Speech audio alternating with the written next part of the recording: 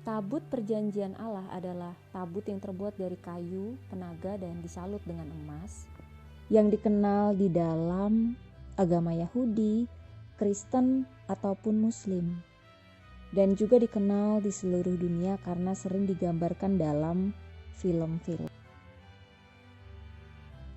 Di dalam kitab Taurat dan kitab-kitab di Perjanjian Lama digambarkan dengan jelas bagaimana bentuknya tabut perjanjian itu, di mana ada 2 loh batu juga ditempatkan di dalam tabut perjanjian ini.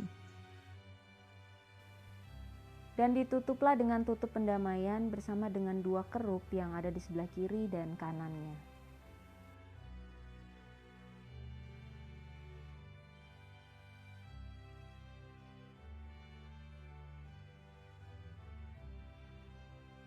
Bait Allah sendiri terdapat 3 ruang: pelataran,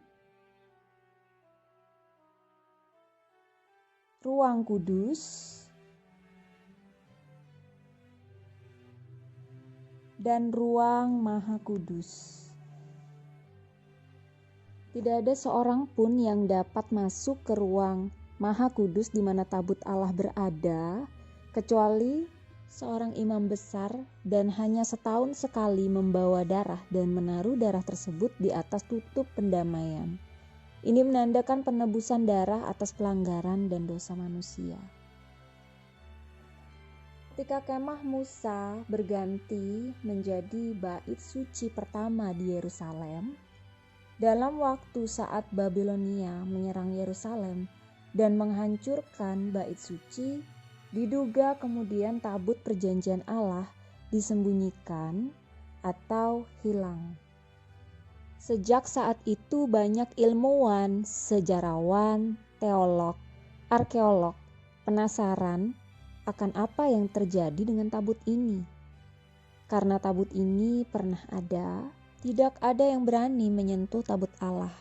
Pernah ada yang melanggarnya dan kemudian mati di tempat.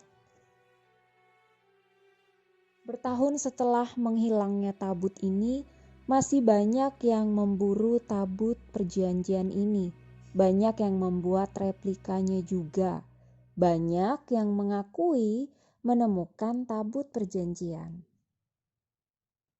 Dari semua penemuan tabut perjanjian yang pernah ada di dunia, satu yang sangat menyentuh hati, dan ini merupakan rancangan luar biasa dari Tuhan ketika ditemukannya pun secara supranatural dengan tanda-tanda yang ajaib.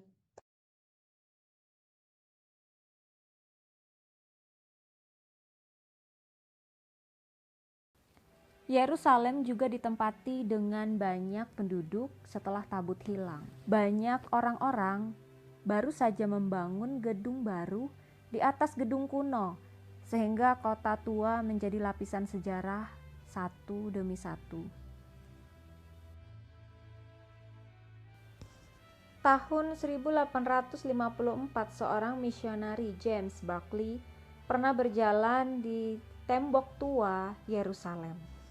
Di saat itu dia tersandung di pintu masuk ke gua utama di bawah kota tua yang penuh dengan terowongan dan bukaan. Terowongan ini telah ditutup selama berabad-abad. Pada tahun 1867, Jenderal Charles Warren melakukan penggalian besar pertama di kota tua dan di mana bait suci pernah berdiri. Ia menemukan terowongan dan sejumlah benda-benda di dalam terowongan tersebut. Pada tahun 1882, Jenderal Gordon bertraveling ke Timur Tengah sambil memperhatikan kota Yerusalem. Ia yakin bahwa tempat tradisional Golgota tidak bisa menjadi tempat yang tepat.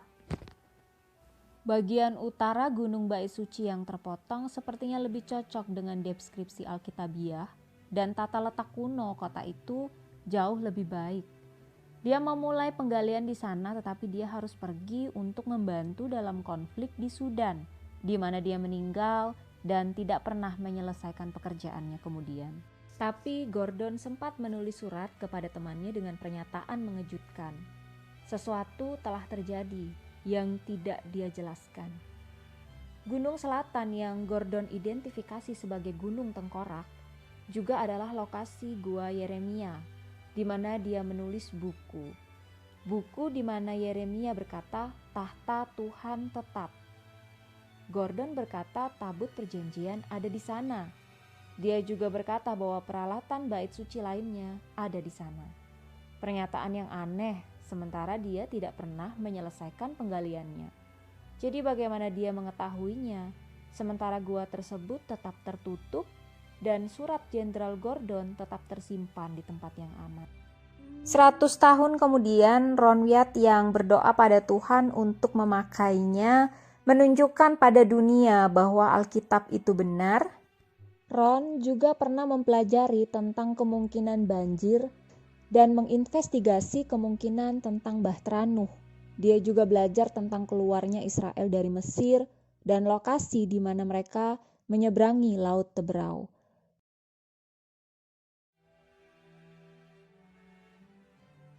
Ron juga menemukan roda kereta tua milik Mesir saat dia mengikuti trip penyelaman di Yerusalem. Saat Ron berjalan di tebing dengan seorang kenalan baru, ketika tangannya tiba-tiba terangkat dengan sendirinya dan tangannya menunjuk ke tempat di mana beberapa puing dan sampah berserakan di depan tebing. Tanpa mengerti mengapa atau bagaimana, dia mendengar dirinya berkata, "Di sana ada gua Yeremia dan tabut perjanjian ada di sana." Ron bingung dengan apa yang telah terjadi karena dia tidak memiliki pengalaman seperti itu sebelumnya. Dia bahkan tidak berpikir untuk mencarinya. Dalam kesulitan dia pulang ke rumah, dia mencoba untuk belajar dan mencari tahu apakah Bahtera itu benarkah masih ada. Ron Wyatt kemudian mempelajari tembok pengepungan Babilonia pada saat Bahtera itu terakhir kali terlihat. Dia benar-benar melihat kemungkinan Bahtera itu bisa saja disembunyikan di salah satu tempat di bawah sistem terowongan ini. Dia yakin bahwa Tuhan sendiri yang mengilhami dia untuk menemukannya. Ron mulai menggali dengan kedua putranya di tempat di mana tangannya menunjuk. Namun mereka segera menemukan bahwa batu gunung yang besar membuat penggalian ke bawah menjadi sulit. Sebagai gantinya mereka mulai menggali beberapa umpan di sebelah kanan. Saat mereka mulai menggali, dia dengan cepat menemukan 3 relung di permukaan tebing. Ron berpikir bahwa mungkin itu relung yang dimaksudkan untuk menampung tanda-tanda dari periode Romawi. Lagi pula Golgota dekat dengan jalan utama pada masa Yesus dan ini bisa jadi tempat Yesus disalibkan. Kutipan terkenal dari Quintilian menjelaskan, setiap kali kita menyalibkan penjahat, tempat tinggi yang sangat ramai akan dipilih sehingga banyak orang akan melihatnya dan mungkin ketakutan. Dan Ron Wyatt mulai berpikir bahwa sisi gunung ini bisa jadi tempat orang disalibkan pada saat di mana Bukit Golgota dipakai untuk tempat penyalipan setiap penjahat-penjahat. Dia terus menggali ke bawah tetapi tanah di bawahnya sangat padat. Sehingga alasan ini mereka kembali ke tempat semula dengan harapan mereka bisa menggali di sekitar batu.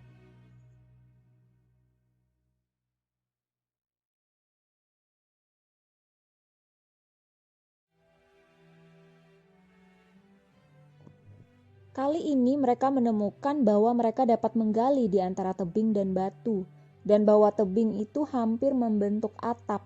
Saat mereka menggali ke bawah, dengan cepat mereka menemukan apa yang nampak seperti tali gantung yang dipahat di tebing.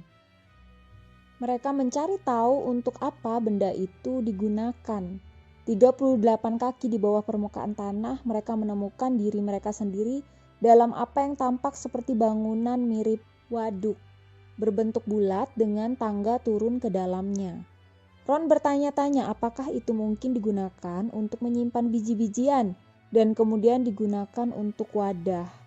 Dia memahat melalui olaster dan menemukan sejumlah besar tembikar di antara kotoran dan puing-puing yang digunakan sebagai pengisi untuk membentuk tangki. Ketika dia menunjukkan potongan-potongan tembikar ini kepada otoritas barang antik, mereka memeriksanya dan memberitahu Ron bahwa beberapa di antaranya berasal dari zaman Yebusite. Spesimen yang paling baru berasal dari periode Romawi. Dia melanjutkan menyusuri permukaan tebing di bawah tempat dia menemukan nis. Karena tembikar dan koin yang mereka temukan, mereka mengerti bahwa itu adalah pada zaman Romawi. Saat menggali, dia menemukan banyak tulang jari yang menegaskan kecurigaannya bahwa tempat ini pernah menjadi tempat eksekusi. Selain penyalipan, rajam juga dilakukan pada zaman Romawi Yahudi.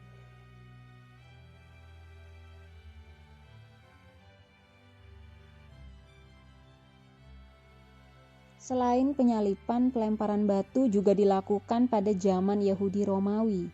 Di luar waduk, seperti struktur yang ditemukan Ron, dia menemukan struktur melingkar lain di situs yang berlawanan.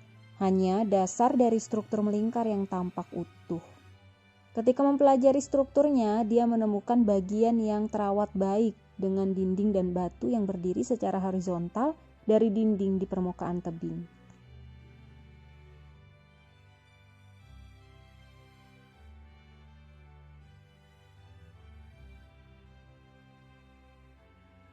Beberapa kaki di depannya, dia melihat sebuah batu persegi yang tidak terlihat seperti batu natural alam, tapi lebih kepada batu yang dibentuk oleh manusia. Dengan mengangkatnya secara perlahan, dia menemukan sebuah lubang persegi di dalamnya. Mungkinkah ini lubang salib? Ketika dia memeriksa lubang ini dan membersihkan kotoran di sekitarnya, dia menemukan bahwa lubang itu memiliki retakan besar yang menjulur keluar. Tampaknya lubang itu dipahat menjadi platform di batuan dasar.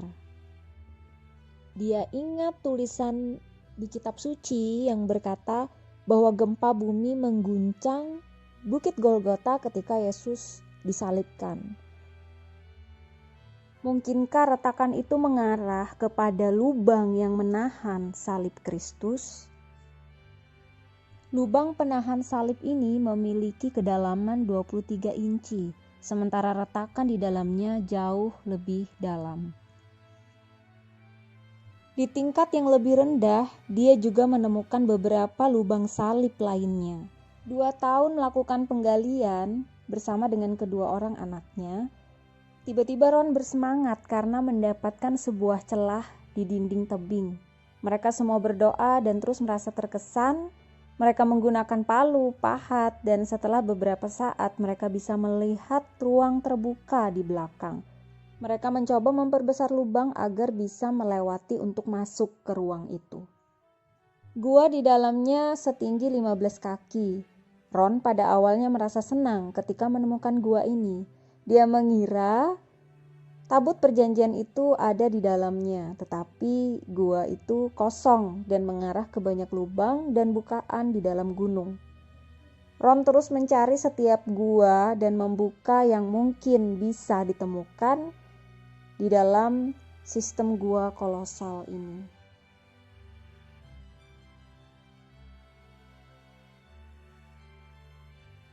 Selama 2 tahun mereka mengerjakan penggalian, mereka kembali lagi ke negara bagian untuk mengambil uang di rumah sehingga mereka dapat kembali dan terus mencari